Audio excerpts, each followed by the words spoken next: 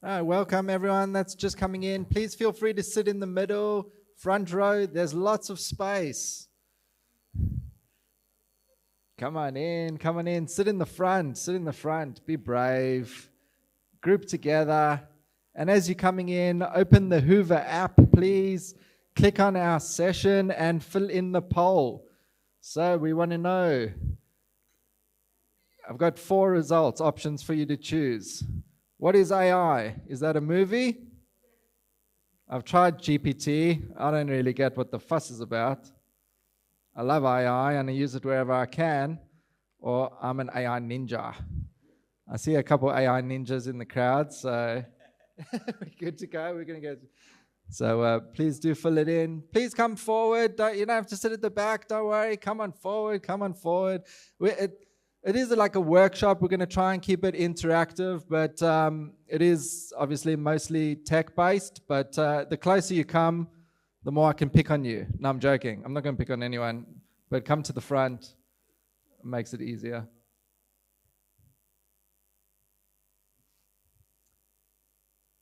All right, last chance to fill in the poll. We've only got 19 answers. I can see more than 19 people here. So quickly open that Hoover app, fill in the poll. Just like to see where we're at in terms of the crowd. We've got some more AI ninjas coming in, so that's good. I want to see that number popping up.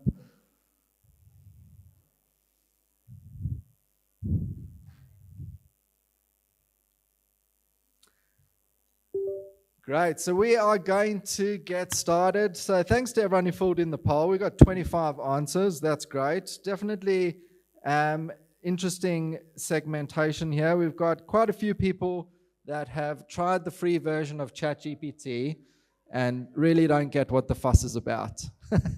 And I can understand and empathize with that because sometimes it's a bit of a paradox of choice in terms of where to start. We've got a lot of AI lovers in the crowd, which is awesome to see.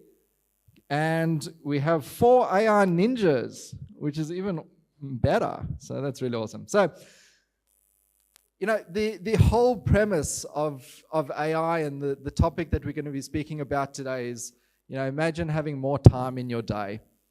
I've never come across a nonprofit that said, oh, we just got so much time. I don't know what we're going to do with it. We've got too many staff. I don't know what jobs to give them.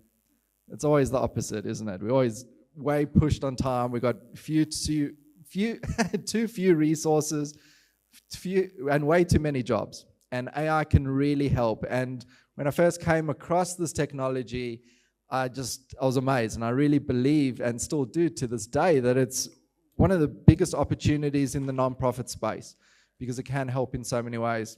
This is just I don't know if you can see properly, but just a quick Google search of, you know, how AI can help in productivity. The stats are all over the place. We've got from 10% to 66%. But I can tell you from personal experience, when you start using AI, you will find that you definitely become way more productive. So who am I? Welcome, my name is Kyle. We're back. And how did I get into this? You know, for 13 years, I worked at a nonprofit animal sanctuary called Edgar's Mission.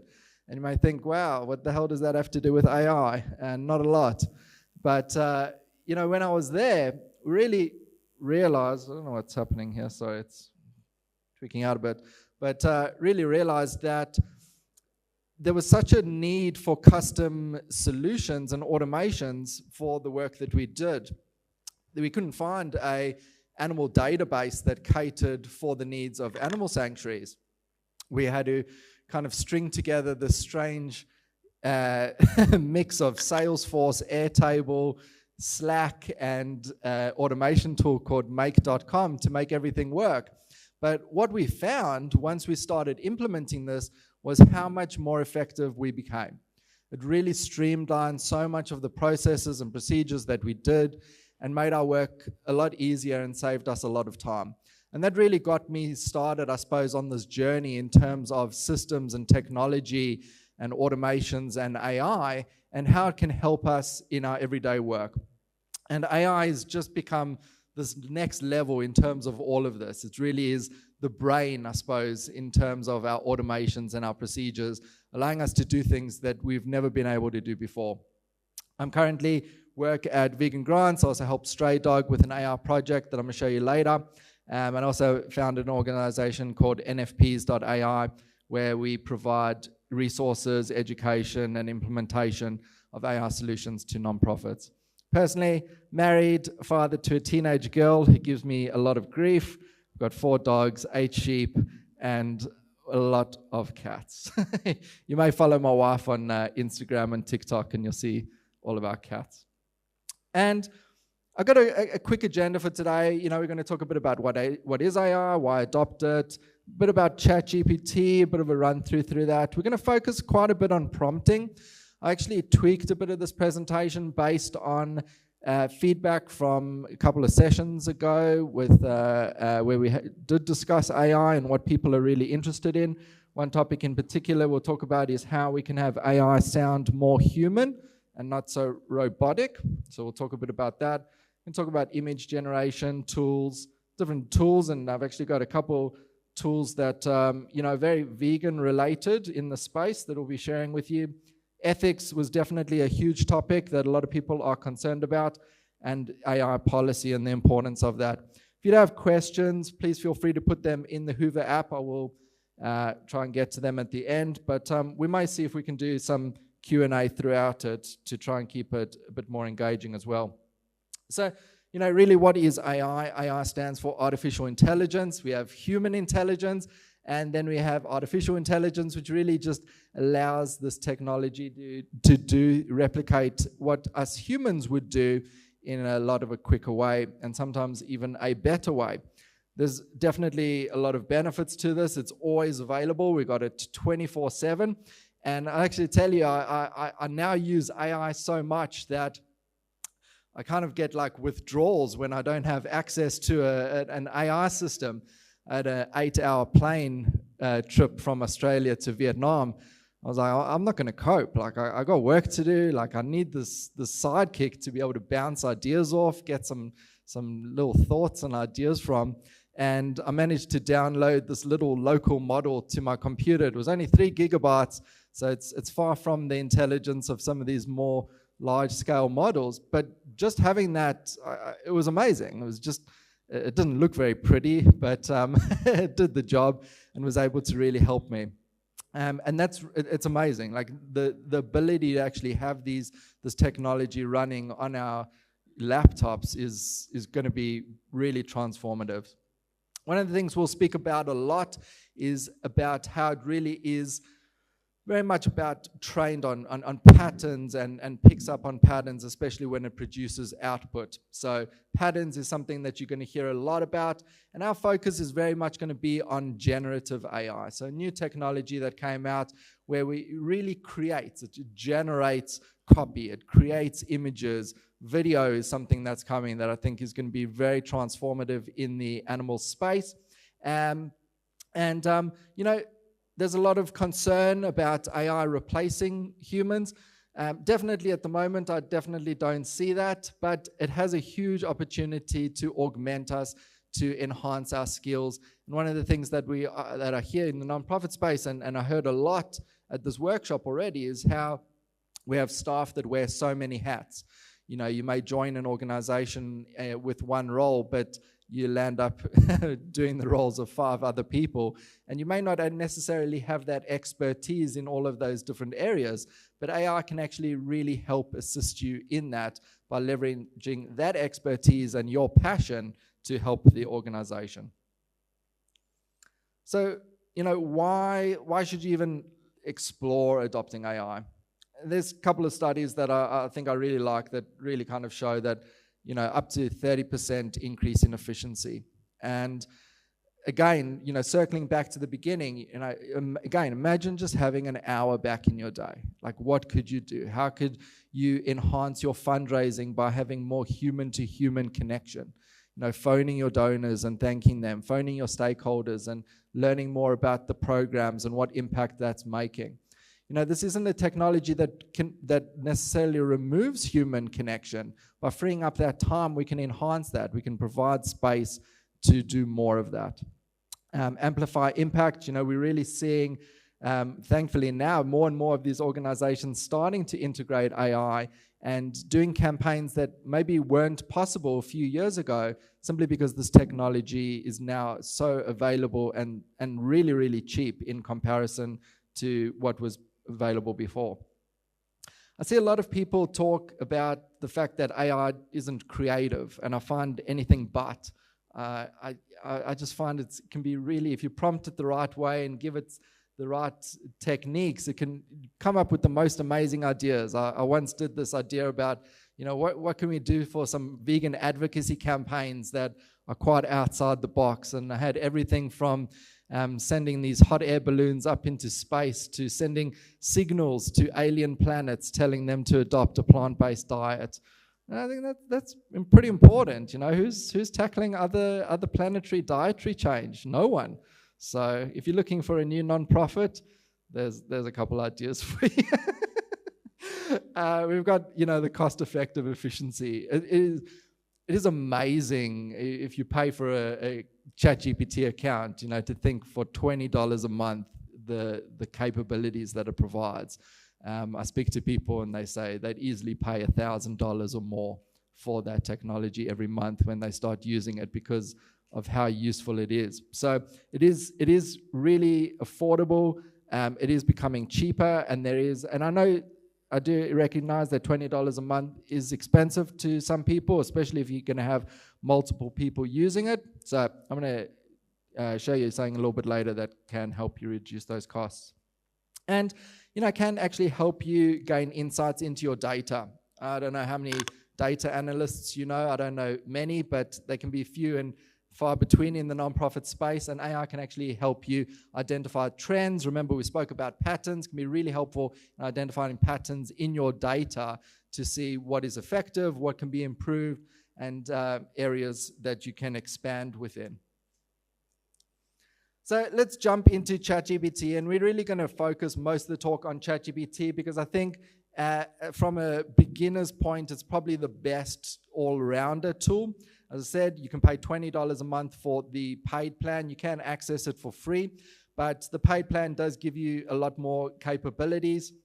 It's got a lot of different capacity within it. So the main focus is obviously the text, chat-based focus, but you can also do imagery and upload images and files, PDFs, CSV files, and even create your own what's called custom GPT, which is an AI that's almost kind of like trained or with a specific task to help you complete specific tasks. So my best analogy that I've come across in terms of how to look at ChatGPT or these other AI models is like an assistant that joins your organization. Now, someone comes to you and they say they'd like to volunteer their time for you. They're passionate, they're available, they're interested, they're knowledgeable, but they may not know much about your organization. And so one of the things that you would probably do is onboard them. You would explain to them, who are we? What is our organization about? What's our mission, our vision? What's our communication style? Here's some of our previous work. And that is all called context. That is information that you provide to your assistant. And one of the biggest mistakes I see a lot of people making with ChatGPT, especially when you just get started, is not providing enough context. This model is very intelligent. It has this capability. It has the passion. But if you don't provide it with enough of the information about who you are and what you actually want it to do, you're not really going to get good results. So we're going to spend a lot of time on that. The best way of thinking about how it works, we're not going to go too deep into this, but it's a predictive machine. It predicts what is the next most likely word based on what's come prior to it. So back in the day, you had different versions of these models, and you could say, I want to take my dog to the, and it would insert the next word. And, what's the most likely next word? Probably going to be the beach or the park or the vet, but, it's not going to say the conference. We don't, unfortunately, see many dogs here, although that would be nice. So, it can be helpful when you start thinking about and using these models that everything that comes before plays a part in what comes afterwards. And it's very versatile. There's many use case for it. So we're gonna jump into ChatGPT. Thanks for filling in the poll. We had a lot of people that have looked at the screen and thought, what is the fuss about? We'll do a quick little run through. Once you sign up, you have access on this left-hand side here to all of your previous chats. You've got custom GPTs on the top here, where you can actually see specific ones that have specific tasks. So we've got something like Idea Spark. You can see I was busy using this yesterday. And we have the ability to change between different models. And they're constantly bringing out new features. This just came out the other day, GPT 4.0 with Canvas. It's quite a nice tool if you are doing writing or creative work. Actually brings out something to be more interactive in terms of how you write. But the main functionality happens within this chat bar. And I'm actually really trying to explore the psychology of this a bit more. I'm doing a course where they say, one of the problems that we face when we see this chat bar like this is even we might not consciously realize it, like subconsciously, it looks like Google. You put in a search, but we don't use AI as a search model. And I think this is, again, one of the areas we need to change how we approach these tools to get the best results out of it. And, we've got a couple of different prompts down the bottom. Surprise me. That's interesting. I haven't used this one. Surprise me about a story about myself. And you can see very quickly we start getting an output. So you give it an input and it provides an output. So we're not really going to look into that. It's not very interesting. But we're gonna start with a couple of prompts, which I think can be really useful for people that are first starting out with ChatGPT. And if you've got your phone and you want to try this by yourself, feel free to. But I might see, is there anyone here who would like to volunteer and just tell me your name, where you work, or your role, and what type of nonprofit you work? And we're going to feed it in and actually see if AI can help provide us with some ideas about how we can use it. So, do we have any volunteers? Oh, we've got a few. I'll go right at the front row, right at the front row. What should I do? So, your name, please. Oleg Ozero. L-E-G. Perfect. And your role? My what? Your role, like your position at the Vice organization. Vice President. Very good. I don't look like Oh, no, I mean, and what's the type of nonprofit? top of nonprofit. So like an advocacy organization or like an animal sanctuary or a rescue group. Advocacy? So we're going to put here an animal advocacy. Thank you very much. Organization. Oh, we've already got that. So we're doing this a bit live, which is always risky. Can go well or might not.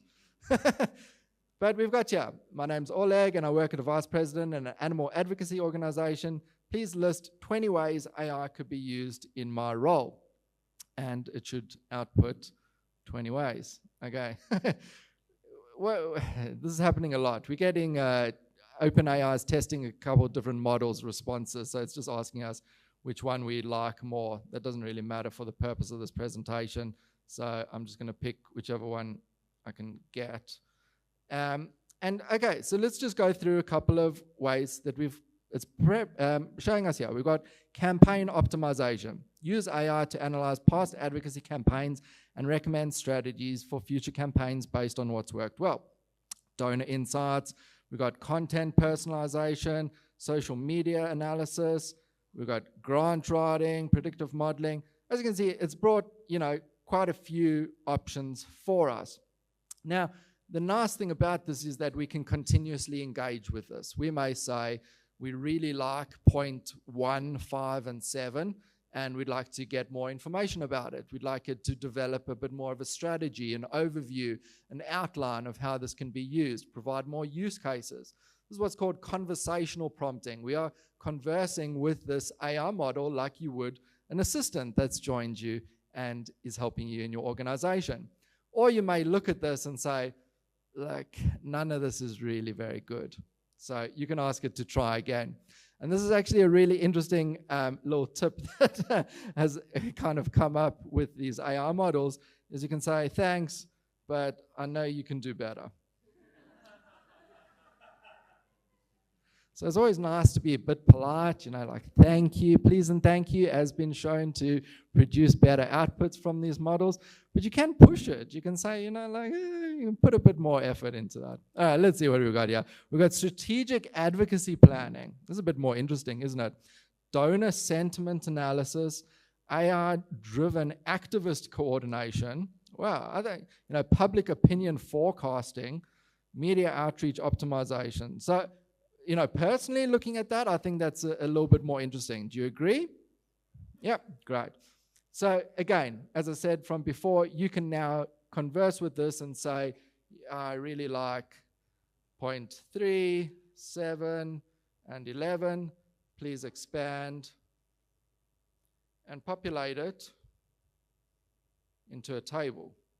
You can do different formats, which is really useful. One of the best things about AI is how you can take one format and turn it into another. So we've got our AI-driven activist coordination with a description, benefits, and potential AI tools that we could be used, media outreach, and AI for crisis management, which is actually quite useful.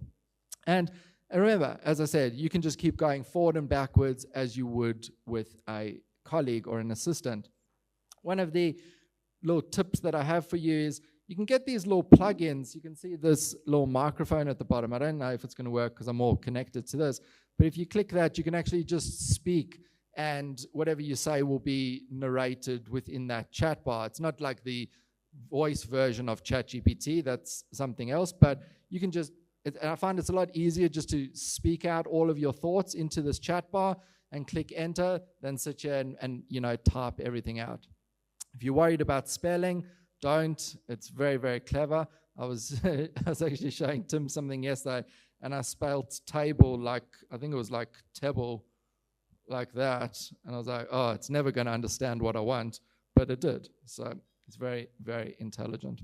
So definitely try out this prompt. As I said, I think it's a good place just to get your thoughts going about what can AI help you with in your specific role. And if you want these slides, you will be able to get them at the end. And a lot of this comes with in the resource that I'll provide at the end. So don't worry about scribbling it all down.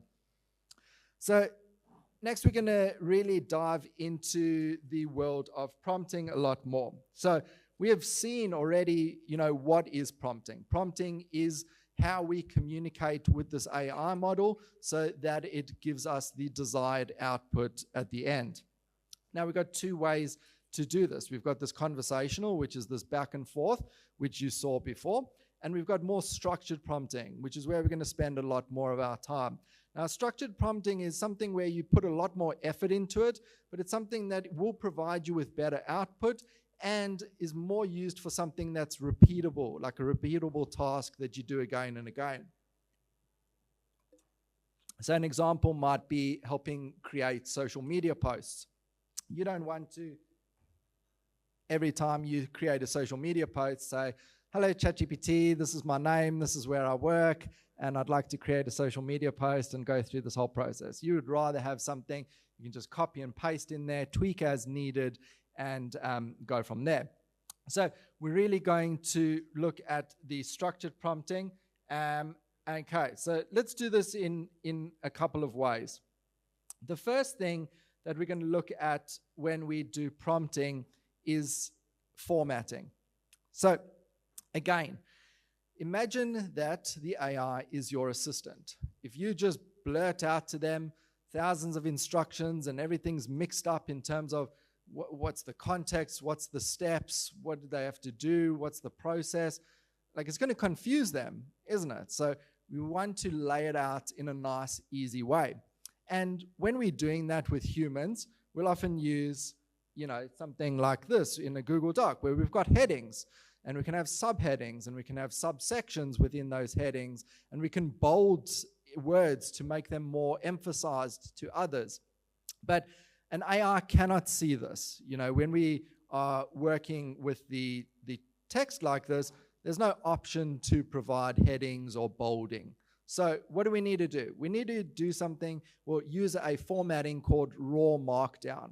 Now, don't get too intimidated. I promise you it's not that scary. The only thing you need to remember is hashtags and asterisks. Now, you already use hashtags, I'm sure, if you use social media.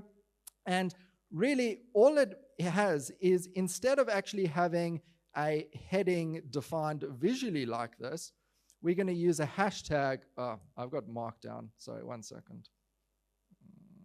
Preferences. I'm going to use a hashtag, one hashtag, to indicate a heading 1. So this is going to be the most important part of your prompt. Often this is going to be your instructions or like a specific task. You know, what are you actually asking this AI model to do? So let's go for a fundraising email. I think this is always a good example. So we can say, you know, your task is to create a fundraising email for our organization.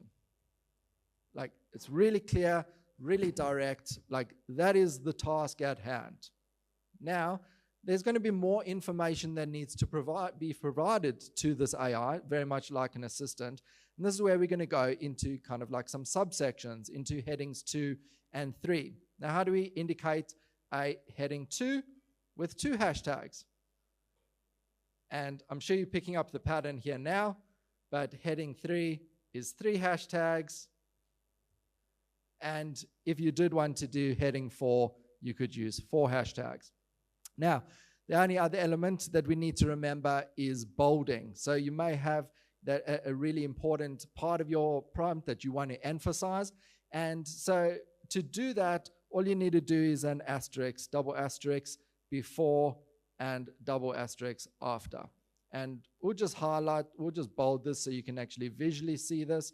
But really all that double asterisk before and after means is bolded. So that's more now emphasized for this model. So what would we put in the next section? Does anyone want to throw out any ideas? If you're thinking, you're talking to an assistant, you've told them that their task is to create a fundraising email, what other information would you give them? Pardon?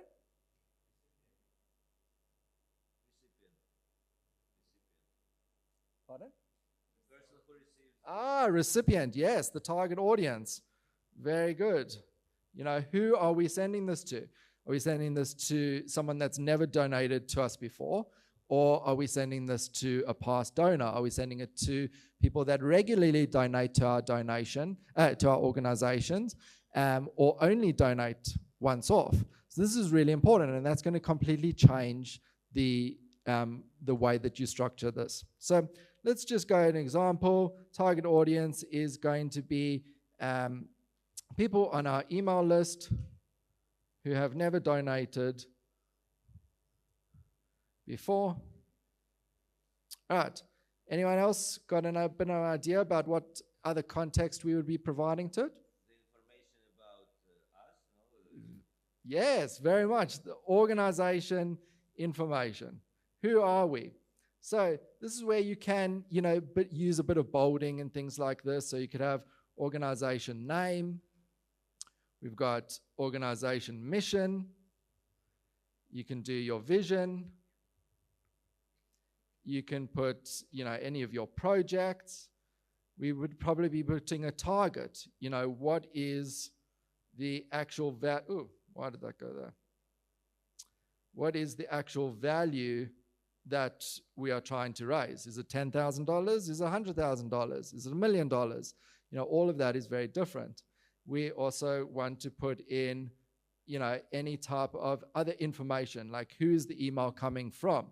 Is the sender the founder? Is it the communications manager? All of this is context. All right, let's go on to the next section. Anyone got any other ideas? Call to action, very important. Yeah, so this could be, you know, in either one of these sections, but I think this is a good one here where you can do call to action. And this can be both, you know, about the formatting in terms of, are we going to have 3 call to action buttons throughout the email, or are we going to have text links throughout the email? And if so, how many? And are we going to have one in the first paragraph and one in the last paragraph, or we're going to have 5 distributed equally amongst the email campaign. So there is where you're going to put that. Let's just do 2 call to action buttons throughout and 1 clickable link at the bottom. All right, we're getting there. We're getting good stuff here. We're going to do 1 little extra section. You can keep going, and I'm going to show you a quick way to kind of get more of this information in a second. But this is probably one of the most important things for you to add to any of your structured prompts. Examples. So you may remember prior in the beginning of the session, we spoke about that the AI is very good at pattern recognition. So if you can give the AI 3 to 5 examples of your previous fundraising emails, they're going to be much more like that than if you don't give it the context to begin with. You can use those examples to create these patterns to output it in a similar style. Again, very much as an assistant. If you gave your assistant 3 to 5 of your previous emails and said, use these as inspiration, it's going to drastically improve their output. So, does this make sense? Is there any questions at this point? Yes.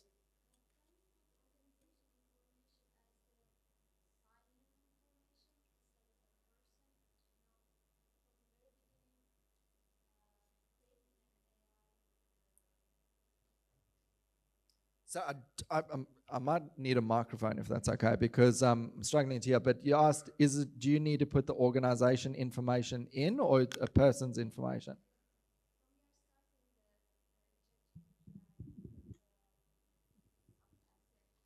We got a mic, thanks. Creating the account with organization information, is that possible? Is it easier?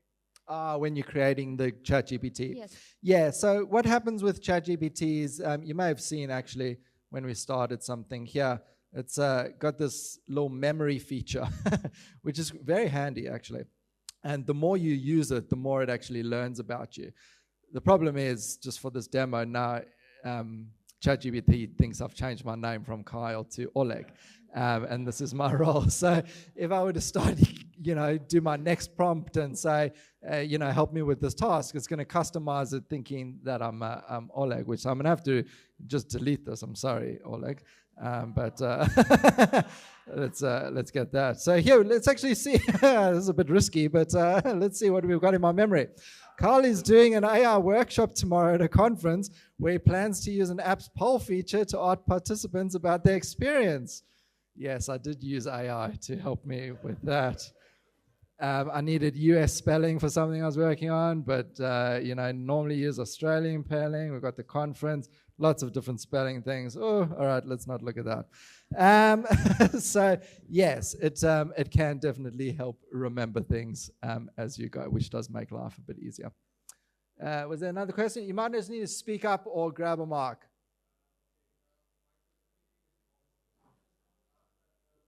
Maybe we pass the microphone. Yeah, thank you.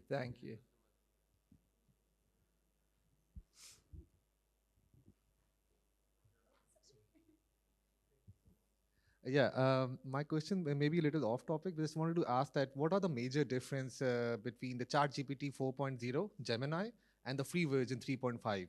Yeah, in your suggestions, yeah. Yeah, I'll answer that. I might just stick to prompting for now. Any other questions about prompting? But we will come to models. Yep.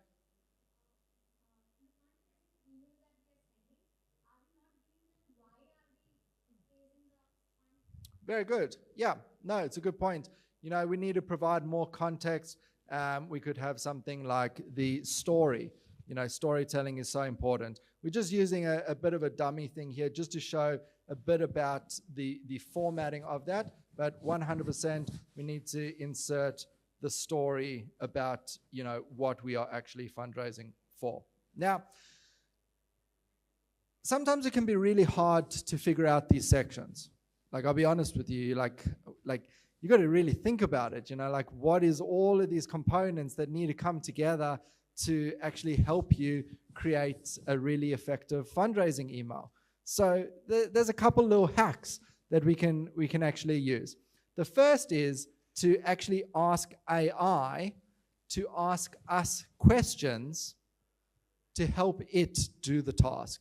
And this is one of the most powerful prompts that I think you can find, because not only does it then give the AI enough context around the task that you're doing by completing the answers, but it also helps you actually understand what are the components of each of these tasks. So let's actually see.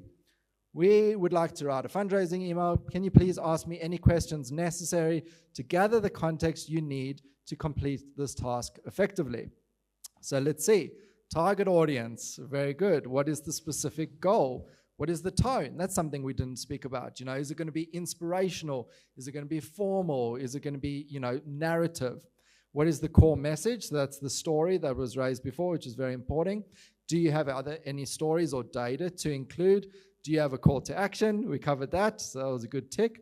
Is there a deadline? Yeah, that's important. And how long should the email be? Are we looking for a quick, short email or something that's a little bit longer? So now if you actually work through this, you don't necessarily need to, do this whole prompt. But if you are going to repeat this task regularly, this is where I think it's really helpful to actually structure this prompt in this way, so that you can actually just come and tweak something for the next round, the specific task or fundraising email specificity of this, and you've got all of this information there. Now, again, I've got another little trick for you. So I've created just a quick little tool. It's an AI prompt generator where you can just put in the task that you want to create. So we're going to stick to fundraising email, and you click generate task, and it just uses this framework, and it'll just populate it all in the right formatting for us. So it gives you a really good starting point. Now, I really recommend you try this out. You will get the link to this at the end, so don't worry about that. But you can actually see that we've got a task with a single hashtag. So this is a heading 1. Creating an engaging and persuasive fundraising email that motivates recipients to contribute. So this is actually quite nice. It's added in like a little bit of psychology, behavioral science elements to it that we didn't necessarily have before. We've got a persona. This can be really useful when working with AI, is ask it to adopt a character. You got to think that AI has been trained on just so much vast amounts of information, where if you're actually prompting is really the act of narrowing its attention, narrowing its scope. And every one of these little sections helps refine it to output in a better way. And persona can be a really useful one. You're a skilled communication expert with experience in nonprofit fundraising. You understand, I love this. You understand the psychology of donors and are adept to crafting compelling narratives that resonate emotionally with potential contributors. Like, okay, thank you very much. We've also got steps. This is a really useful technique when working with AI, is to break down that task into steps in the exact same way as us humans would think through a process in steps. I've got to write a fundraising email. What are the steps? Identify the cause, craft a narrative, establish urgency, include a clear call to action, express gratitude, personalize the email, review and revise, format. And we've just got a little section at the end called output format. So I hope from sharing these few things with you, you're actually able to see how you can use them in a combination. You can ask AI to ask you the questions that it needs to get the context required to complete the task effectively. You can also start populating a prompt in a nicely structured format so that things are broken down into sections, so it's very clear to the AI about what is important, what it needs to do, and what is the process around it. And just as an example, as a reminder again, to always include those examples. Like the examples will dramatically change the quality that comes out because you have shown it already what is good. And then we also have that AI prompt generator where you can get something very, very quick, very easy. It's quite good already, and you can tweak it. You can tweak this to be exactly what you need. And once you're finished with that, you then just copy that, and we're going to go back into ChatGPT. You're going to paste the whole thing in, and you're going to click send, and you're going to get a pretty good email. So we covered a bit about prompting there. We covered a little bit about asking AI. I had one more just quick section that I wanted to speak about with prompting, because this was something that came up with quite a few people in terms of conversation, in terms of how to make the AI sound more like you, more human, and not as robotic. Now, there's three real components to this if we think about when we're designing this prompt. So the first thing is to have a good prompt, vitally important. The second component is something, people call it different names, but you can call it like a write print, like your fingerprint, but for writing, communication style. It's an actual description of how do you write. What is the sentence structure that you use? Do you use short sentences or longer sentences? What is the type of vocabulary that you use? You can get really kind of like complicated into this, and I've seen a few in the past that break things down into like syntax and lexical diversity, and it's like, wow, it's beautiful. But that really can help frame and give the AI a framework in terms of like how you write. Writing is a very complicated thing though, because even though you may have that kind of framework, you're not always going to write every single sentence in the exact same style. You may have a shorter sentence and then have a longer one and then back to short, kind of create a bit of rhythm. Or you may use different vocabulary in different types of situations. You may use plain language when you're communicating in your external communications, but internally you may be academic or doing research, and you're not going to be using plain language. You really need to use the type of vocabulary. So it's not a one size fits all, but it does definitely help the AI model. So sometimes you need to kind of create write prints or communication styles for each different type of communication that you create. You may have a different one for social media. You may have a different one for Facebook versus Instagram versus LinkedIn, very likely. So how can you do this? Let's come back to here. Help me create a communication style guide based on my writing, which I will provide. So the idea is, again, we can use AI. We can generate a prompt that asks AI to analyze our style, and we will feed in, 5 or 10 of our blog posts or LinkedIn posts and actually get it to create a style guide for us. So let's just see what we've got here very quickly. Create a comprehensive communication style guide tailored to the user's specific writing examples. Again, we've got this persona, skilled writing consultant. We've got some important steps. Analyze the sample, determine the core elements of the style, draft sections of the style guide, compile and format, review and revise, and then output. So as quick as that, we've developed a prompt that can help you, just input, as I said, 5 to 10 blog posts, social media posts, and get a communication style guide. Now, we are then going to want to include that in our prompt here. So it's going to be a very important section. So we're going to have, communication style guide. I'll make that a bigger heading. And this is where we're going to insert it. You're probably going to have something that's quite long. Some of my prompts are extremely long, and that's fine. You can have something that's really comprehensive, really nicely structured, put in there so the AI model knows how to use that. So we've got our 2 out of our 3 components: a well-structured prompt, a communication style guide, and the third thing is what I said before, examples, pattern recognition. The more you can give it the examples of what you consider to be good, it is more likely to replicate that in the next output. So remember those 3 techniques if you want to help have AI create something that sounds more human-like, more like you. We've got a well-structured prompt, a communication style guide that you can create pretty quickly, and examples. If you'd like to take it one step further, I'll just kind of like add this in as a bit of a bonus. You can actually put constraints in. So AI loves to throw in these words like game changer. Everything's a game changer. AI is a game changer in the nonprofit space. I'm like, kill me. So put in these constraints and say, these are words you are not allowed to use. Game changer. And then you can put whatever you want out there. So the more you actually use these AI models, the more you'll kind of pick up what are the words that it kind of comes out with that you don't like.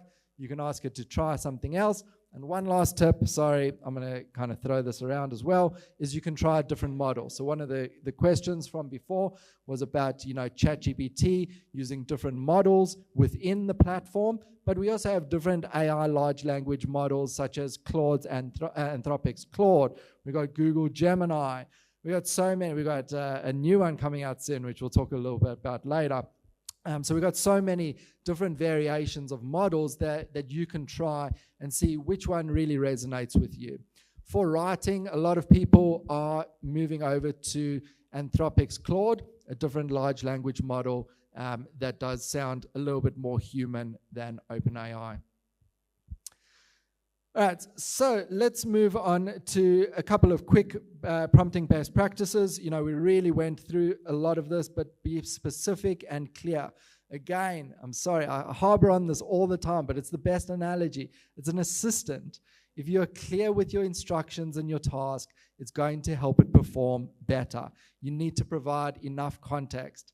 If it doesn't have the context, it can't do the task. If you don't know the context, get the AI to ask you questions so it can get it.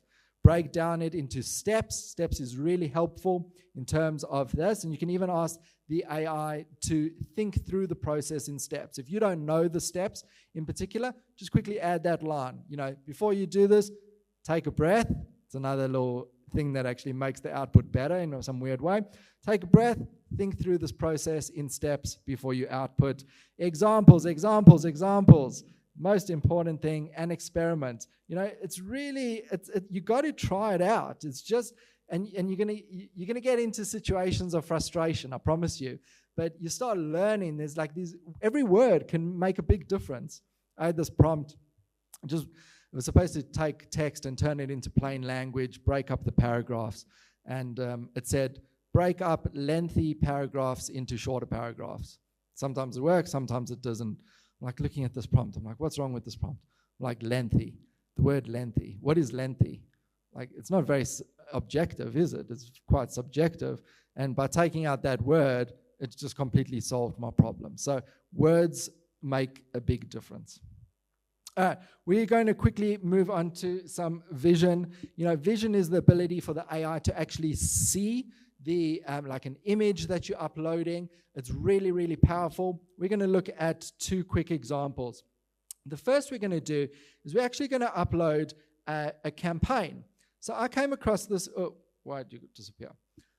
I came across this campaign a few weeks ago that I thought was really powerful. It's a koala, which is a native Australian animal, plastic wrapped and put on a supermarket shelf. Now, this yellow tag may not be relevant to everyone here, but in Australia, that is a sign that they put in one of the supermarkets called Coles, and they're clearing out the stock of this product, and so they sell it really cheap. But this campaign, they used this similar messaging that we're all familiar with to really highlight the problem of environmental destruction on native animals. Now, you may come across a campaign like this and think, like, what makes this campaign effective? And you can think through it, which I think is a really useful exercise, but you can also ask ChatGPT. So I love doing this, where I'll actually just upload a campaign, and I'll say, using psychological and behavioral science. This is my luck. I'm not a behavioral scientist, but I like science. I can't see properly. Principles. Explain why this campaign is so effective. And what it will do, we're not doing a full prompt here, we're just doing a conversational one, but we're providing a bit of context and we're providing a persona. So we've got a couple of things that it's come back with, emotional appeal, the image of the koala, beloved iconic animal, strong emotional response, reduced to clear and packaged like a product. We've got the shock factor, lava in plastic wrapped. We've got the anthropomorphism. Oh, I can never pronounce this word. Anthropomorphism. There we go. And identification. Simplicity and clarity, framing and loss aversion, priming, social responsibility. Like really useful principles here that you may want to actually use for your next campaign. So what can you do? You can say, thank you. Please turn this into a framework I can use for my next advocacy campaign. So we like reverse engineering. They do it with UFOs. I don't know if everyone believes in UFOs, but that's another topic. But they potentially get spaceship material and try and figure out what is how it works. And this is a similar technique. We like reverse engineering. We're seeing something that's highly effective. It could be a photograph. It can be a campaign. It can be a billboard. It could be a Facebook ad. Anything that's a visual element, and we're asking it to explain, using these principles, what makes it effective. And from there, we're then turning it into a framework. So we've got those types of things. We can then explain, this is the campaign that we want to do. How would you ideate with me to actually help me, come up with this idea? Or what are the things that we can apply this framework to in our organization? So it can take you in so many, many different directions. Another one of my favorite things to do, I think we're going to run out of time, so I'm not going to do that one today, but is to actually upload your donation page. Go to your website, get your donation page, take a screenshot, upload it to ChatGPT, and say, what are 3 ways that we could improve the donation rate of our donation page? And it's really interesting. You get some really good outputs. Sometimes you get stuff that's wrong, but this is also a really good point. Like, we are the experts. We know what good looks like. This is an assistant that's provided us with feedback. At the end of the day, we are the ones that have to say, what are we going to run with and what are we going to leave behind? So again, this isn't AI replacing humans. This is AI augmenting us, helping us by providing us this feedback. But at the end of the day, we need to provide our expertise to provide that. So here we've got that prompt. As a fundraising expert, analyze this donation page and suggest improvements to increase conversion rates. All right, we've got image generation. I'm not going to touch on this too much. In ChatGPT, you can create images. They're not great. The model that they have is very outdated now compared to some other tools that are available. If you are interested in image generation, I definitely recommend trying a tool that has been designed for this. We've got a range of them. We've got Midjourney. We've got Leonardo.ai. We've got Flux is a new model that's come out, which is amazing. Ideogram, which is incredible. I've got links to all of these, so you don't have to write any of this stuff down. And I will just do a little plug for this AILovesAnimals.org competition. You can win. There's prizes from $1,000 up to $5,000. So this should motivate you to get into AI art. And the idea is not to create something that would be taken by photograph. We're not trying to mimic that. I think it's really important. I was a photographer, did a lot of photography work, and understand we don't want to replace that. There's a lot of talk about the importance of being able to confirm that especially photographs in undercover investigations are legitimate. So it's not about doing that, but it's about ideating and creating campaigns that would not necessarily be possible without having an artist or a digital team. The one campaign that always comes to my mind from Australia was a group called Animals Australia, and they had this campaign called Make It Possible, where it was a video campaign, but you can do images of it, where they had a pig that was in a factory farm in a sow stall. He escaped, grew wings, flew out of the barn and flew over through the moon. I just thought it was such an incredible campaign that really resonated with so many people because it went outside of that scope of reality. So think about that. Definitely check out that link to enter these competitions. We've got the ability to upload files. You can upload a PDF, which can be really useful if you are working with big reports that you need to kind of like engage with. Also CSV files, you know, if you've got some type of data that we spoke about before, you want to identify what is the trend that's happening in this data, that can be super useful. I got 2 caveats on this section though. The one is, you know, AI can do something that's called hallucinate, which is where it makes up something that doesn't exist. This I find a bit more common in kind of like, you know, when you're uploading a PDF and asking it to find information within there, especially if it's a very big PDF. So you never want to take what the AI has outputted as fact. You know, you really want to make sure that it's there. There is other tools that actually will now citate where it's got this information from, which is a lot better. And in terms of uploading CSV files or PDFs for that matter, you never want to upload any confidential or sensitive material. You're not uploading people's names, phone numbers, past donation amounts. Everything needs to be anonymized, and you need to be comfortable with that because with these models like ChatGPT, you know, they have said that they will train, well, they didn't say they will, but they're going to train on anything that happens in your chats like this. If you want to actually, you know, have something that a ChatGPT that doesn't train on your material, you do need to upgrade to our business plan, and you'll see here that says team data excluded from training by default. So personal doesn't have that. Business does. So really important not to upload any confidential, sensitive, or personal information. But you can, you know, get a lot of really useful stuff there. Music generation, I think this is just so fun. And you know, one of the things that I really try and encourage people to approach AI through a fun and curiosity mindset. You know, yes, it can be helpful for, you know, productivity and efficiency and stuff, but it can also just be so fun. Like, imagine it's your colleague's birthday and you get a personalized song for them based on their likes, and, you know, it's just like a nice thing that you can do. So there's some really cool music generation tools out there that you can create some songs for. We're going to move into a couple of other tools now. One is meeting recorders. I think this can be very beneficial, especially having a lot of meetings, Zoom meetings, Google Meets, even in person. There's tools now like Fathom, like Otter, like Fireflies that will actually record your meeting, transcribe it, summarize it, even give you like takeaways, action points, and it just removes that whole need to manually type out these notes. Obviously, ask for permission from any of the parties that you are having these meetings with before using these types of tools, but it can be extremely useful.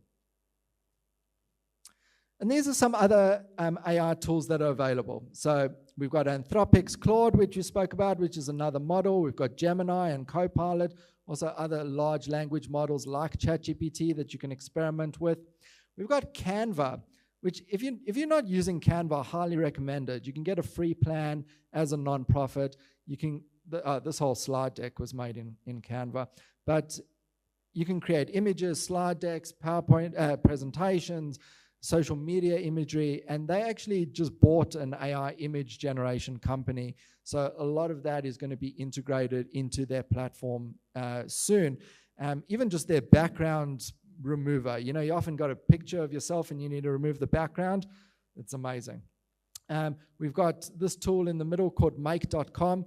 You know, this is very beginner focused, but the next step in terms of your AI journey can be about how you can automate these tasks. And this is where you want to explore a tool like Zapier or make.com. I'm always going make.com because it's a lot better, it's a lot cheaper, and they have a very generous nonprofit plan where you get a whole year for free. So if you're exploring the world of automations, that's definitely one to get into.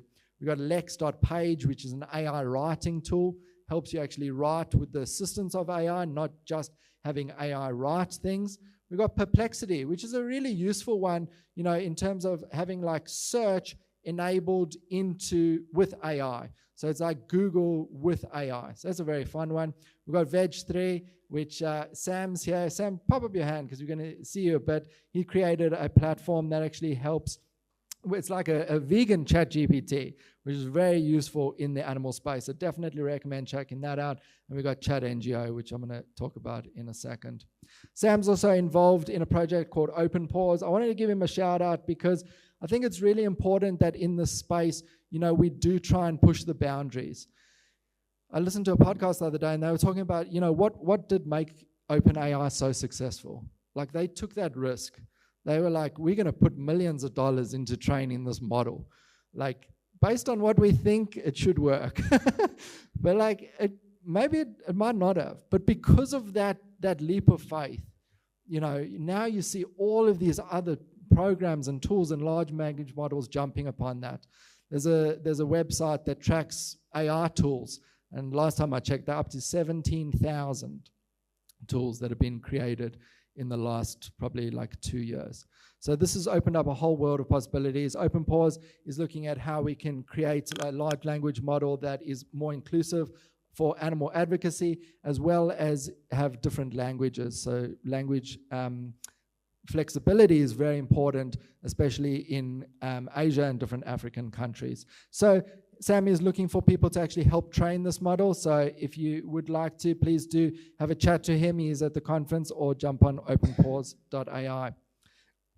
Chat NGO is a platform that I've been working with Stray Dog Institute. And the idea of this is that we recognize the importance and of using these AI models, but how challenging it can be to get started.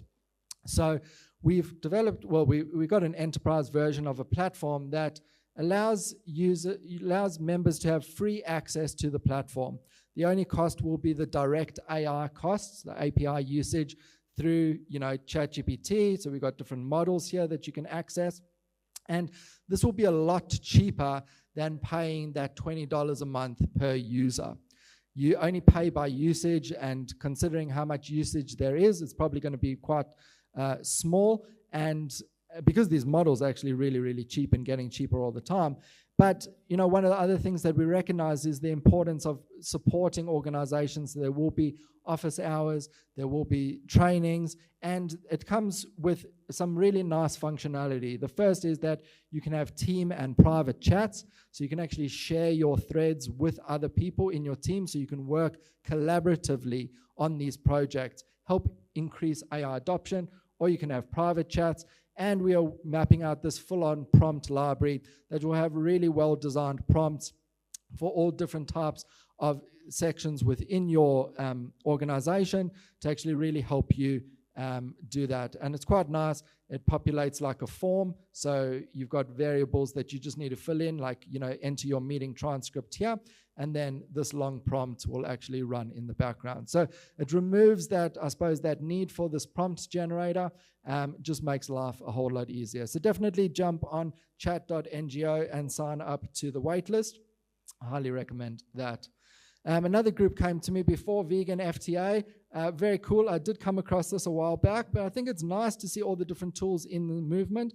We've got responder.veganfta.com, where you can put in a comment that's been posted like on your social media or whatever, and get an AI-generated response to reply. And you've got lots of different abilities to change the tone and length, which I thought was really quite nice. We've got Veg3, again, which is the vegan version of ChatGPT, so veg3.ai. And I think that's really nice that we're seeing this in the space. So, we really addressed a lot of these concerns and considerations during the presentation, but just as a quick reminder, never upload any confidential, sensitive information. You are the human in the loop. We are not just having AI output something and using it blindly. It's really important that we apply our expertise and our oversight, because it doesn't matter at the end of the day. Once you hit that publish button or post button, no one's going to go, it was just ChatGPT, we don't have to worry about it. No, this is your organization, this is your reputation. It's really important that you apply that. Check the facts. We have hallucinations that do happen. It's important that you do citate and check that every fact is correct. And we're going to move on to a bit of the ethics now. One of the most important starting points I find for organizations is to create an AI policy. The first part of that is that you are creating dialogue. I'm incredibly passionate about AI, but not everyone is. A lot of people do have concerns, And I think it's important that we are listening and open and addressing other people's perspectives and concerns. And you as an organization might say, we are not using any AI image generation. Like for an example, like We Animals, I highly doubt they're going to ever use AI-generated images. And that's important. That is very important to put into their policy. And it helps, firstly, have a framework that allows the staff and volunteers within that organization to work within. How are we allowed to use AI within our organization? And it's also very useful for a transparency for your stakeholders, for your donors, for your supporters. Because donors are going to start asking where and how you are using AI. And if you have a policy, that is going to make your lives a whole lot easier. So I think it's a very important exercise to go through. Get people's feedback, decide as an organization how and how not you will be using AI. And this is not a policy that you write once and file away. This is a living document that needs to be revisited again and again. This technology is changing so rapidly that I highly recommend that you revisit this at least every 2 months. But a very, very important starting point. So where to from here? I've kind of thrown a lot at you, and I'm very mindful of that. But unfortunately, I only had an hour and 15 minutes. Next time, I'm going to try and get 4 hours.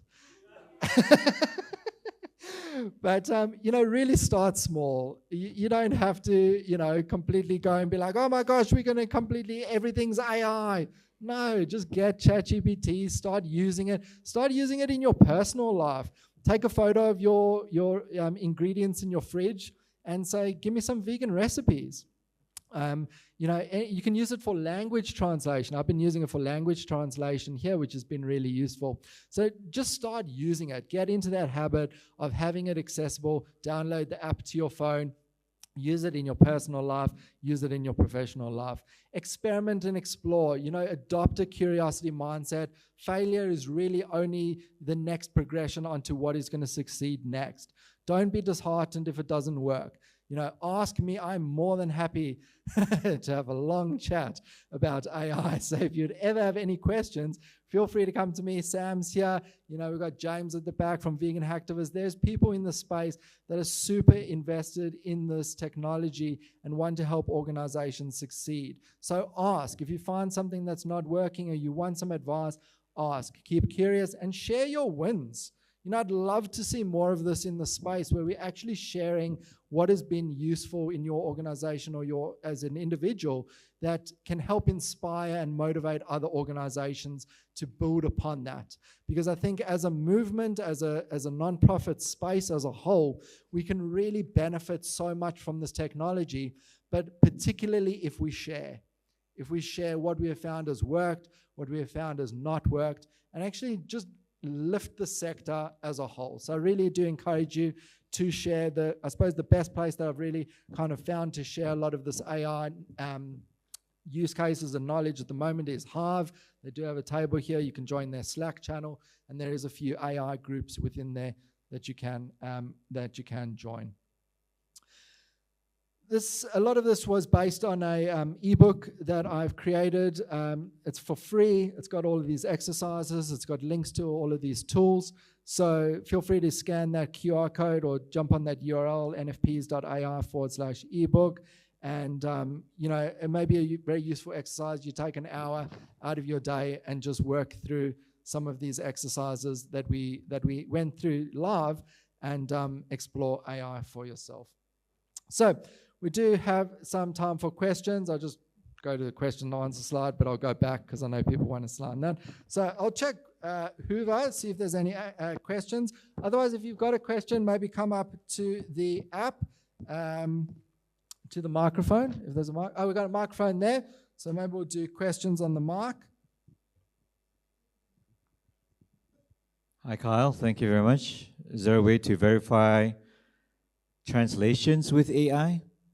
Oh, Yeah, that's a good one. I don't actually, I only speak mainly one language, so I have struggled with that. But I have found, I was working with a group in India, and we needed to translate everything into Hindi, and it, it, it did it.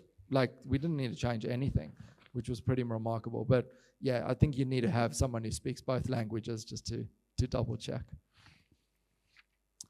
All right, I'm going to jump into Hoover, just see there's a couple of questions. Without proper regulation of AI, how can we depend on it? This is really an interesting topic, and one that we're going to see more of. California just passed, I think, 18 laws in terms of regulating AI. So there's going to be a lot more in the space. It's definitely lagged behind.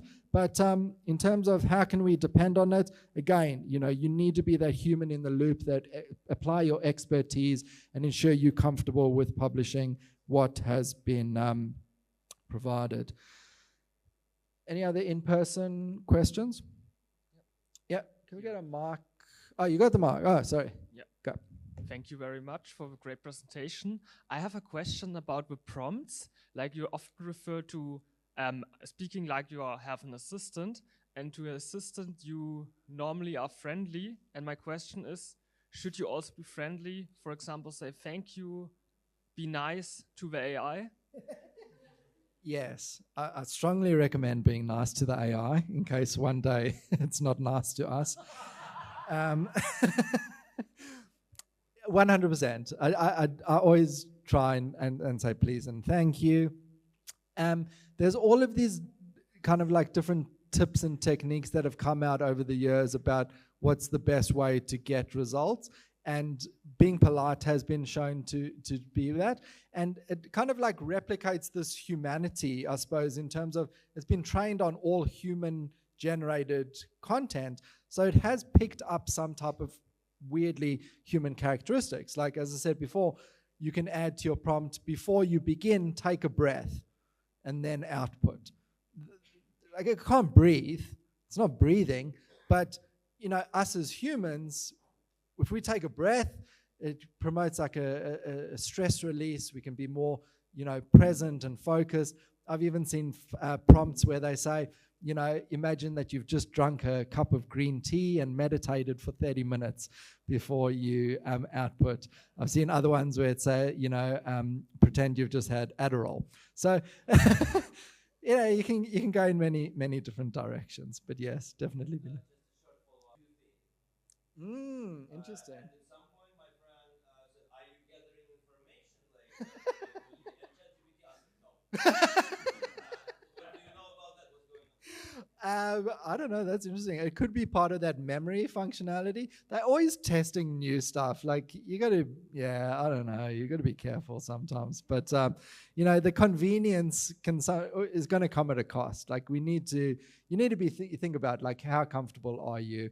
That's why I think these external platforms like ChatNGO, where you're using an API key, you don't have to kind of worry too much about that training and personalization. For me, I'm happy with AI, like knowing a lot about me, because it makes my life a lot easier. Yes. First of all, amazing presentation, sir. Oh, thank you. So as you said, ChatGPT or any other AI platform can be used to make presentations, proposals, right? But then again, there are some other platforms that detect AI-generated work. For example, Grammarly or Scribbler.ai. Yeah. So I actually, sir, tried experimenting with it, and it actually detects the percentage or the probability that the project was generated by AI or not. So I couldn't find my way around it as to how exactly I'm supposed to eliminate it. So my question here exactly is, how do the corporations perceive our proposals if they are generated by AI? Do they perceive it as lazy work, as in somebody who just did it using AI, or do they perceive it as something that is innovative, as in this person used AI, which means that this person is technologically more forward? So what's your opinion on that? Like, how should we use AI here? That's a really good question. And so, part of my work, as I said before, is working for vegan grants. I'm not involved in the grant side of it, but I know, we do have applications that come in that you can see have definitely had AI influence in it. our perspective is we want people to use AI to help make their lives easier and make it more effective and efficient and things. But as we said before, like, you want to have that human element for it. So it's not, I would never just take a questionnaire, drop it into ChatGPT and just say, answer these questions and then put that in. Like, it's a thought partner, and I think that can be so useful. And you can actually upload those questions and then again say to AI, ask me the questions that you think are relevant to help create the answers that are authentic to me. And you can go into that. Again, it goes back to that context. You can use your communication style guide, the way that you write, and that final oversight, that at the end, you're not just blindly copy and pasting what AI creates and putting it into, but you are ensuring, because as I said, once you click that submit button, that post, publish, like, it's you. It doesn't matter if you used an AI, but yeah, so that would be my answer. Thank you, sir. Thank you. There's a question back there. I know we have run out of time, but it is the break, so I'm happy to hang around for questions, but I know if you would like some food, feel free to go. So thank you very much for everyone that did come. Thank you. I appreciate that. Thank you.